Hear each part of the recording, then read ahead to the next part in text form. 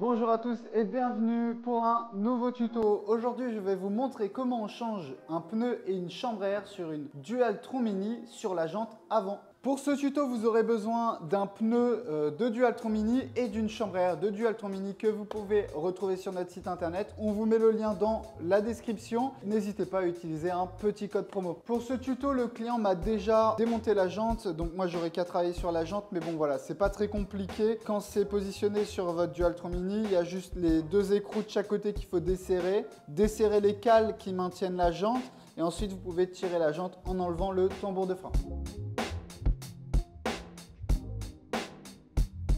Encore une fois, là, le client m'a facilité le travail puisque j'ai plus de chambre à air, mais j'ai quand même le pneu à enlever. Donc, je vais enlever son ancien pneu. Pour enlever son ancien pneu, je m'équipe 2 minutes. Et c'est un tuto sur lequel on va travailler uniquement au sol parce que j'ai besoin de mes jambes et de mes bras. Donc, pour enlever le pneu, on vient positionner le pneu en diagonale. Vous voyez, j'essaie de le mettre au max en diagonale. Et ensuite, avec ma minute, je viens le mettre de l'autre côté.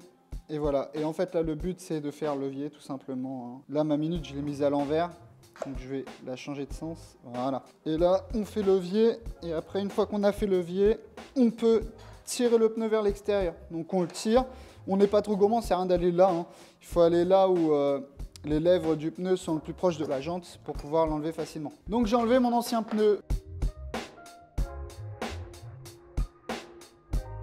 Maintenant on va prendre sa chambre à air, son pneu, et moi j'utilise de la graisse de montage. Si vous n'avez pas de graisse de montage, vous pouvez utiliser du liquide vaisselle.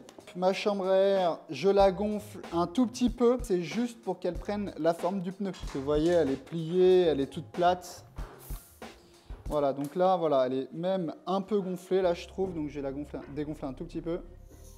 Voilà. Et là, ce qu'on va faire, c'est qu'on va badigeonner de graisse la chambre à air, toute la chambre à air. Voilà, ça évite de la pincer lors du montage. C'est pour que les minutes glissent vraiment sur le pneu, enfin voilà, que tout glisse et qu'il n'y ait pas d'accrochage. D'ailleurs, si vous n'avez pas les mêmes minutes que moi et que vous les voulez, elles sont également disponibles sur notre site internet. Elles sont pas très chères et franchement, elles sont super pratiques. Une fois que j'ai badigeonné ma chambre à air, je vais faire pareil avec l'intérieur du pneu. Moi, j'en mets vraiment partout parce que ça aide vraiment le travail. Surtout que c'est un tuto qui est quand même relativement dur quand on ne l'a jamais fait. Moi, ça m'arrive encore de crever des chambres à air. Sur les Dualtron Mini, le tambour, quand on est sur la trottinette, le tambour avant se trouve à droite. Donc voilà, c'est de cette manière-là. On regarde le sens du pneu. Donc il y a une flèche, un sens de rotation. Donc comme mon tambour est à droite, le pneu tourne de cette manière, la flèche va vers l'avant, donc les rainures vers le bas, de cette manière. Donc ensuite, on a la valve. Elle ne ressort pas côté tambour, elle ressort du côté où il n'y a pas le tambour. Donc ça va aller de cette manière, vous voyez. Donc, tac, je la mets dans mon pneu.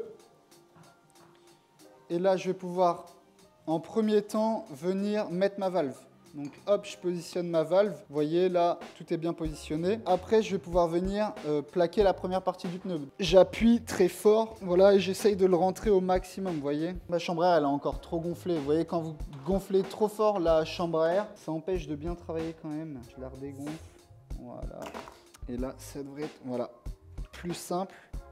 Donc voilà, là j'ai passé la première partie de mon pneu. Une fois que vous avez passé la première partie du pneu, vous allez plaquer la chambre à air dans la jante. Donc voilà, il faut que la chambre à air ne soit plus sur la jante, mais bien à l'intérieur de la jante. Donc là, il ne me reste plus qu'à plaquer la deuxième partie du pneu parce que ma chambre à air est bien mise à l'intérieur. Côté valve, je mets au maximum la première partie, en fait, pour pas que la minute, elle vienne arracher la valve quand on va l'utiliser. Et ensuite, donc, moi, ce que je fais, c'est que je graisse ma minute. Donc voilà, qu'elle glisse plus facilement. Et une fois que j'ai graissé ma minute, je la mets bien derrière la chambre à air. Donc là, je suis entre la chambre à air et la jante. Et là, je vais venir donc avancer progressivement. Tac, vous voyez, j'avance progressivement et je viens plaquer. Bam. À un moment donné, ça va être dur. Donc là, j'ai perdu ma minute. Donc quand je la perds, ce qu'on fait, c'est qu'on la re-rentre bien entre la chambre à air et la jante. Si vous êtes entre le pneu et la chambre à air, vous allez pincer à coup sûr votre chambre à air. Vous voyez, sans être trop gourmand, on vient plaquer le pneu. Bam. Et là, normalement, c'est tout bon. J'ai pas l'impression d'avoir pincé ma chambre à air. Voilà. Et puis après, vous pouvez mettre 3 barres. Bah c'est parfait. On enlève bien les étiquettes sur les pneus parce que ça a tendance à glisser. Et ce tuto est terminé. Merci d'avoir regardé ce tuto. J'espère qu'il aura pu vous aider. Si vous avez des questions, n'hésitez pas à les mettre en commentaire et abonnez-vous.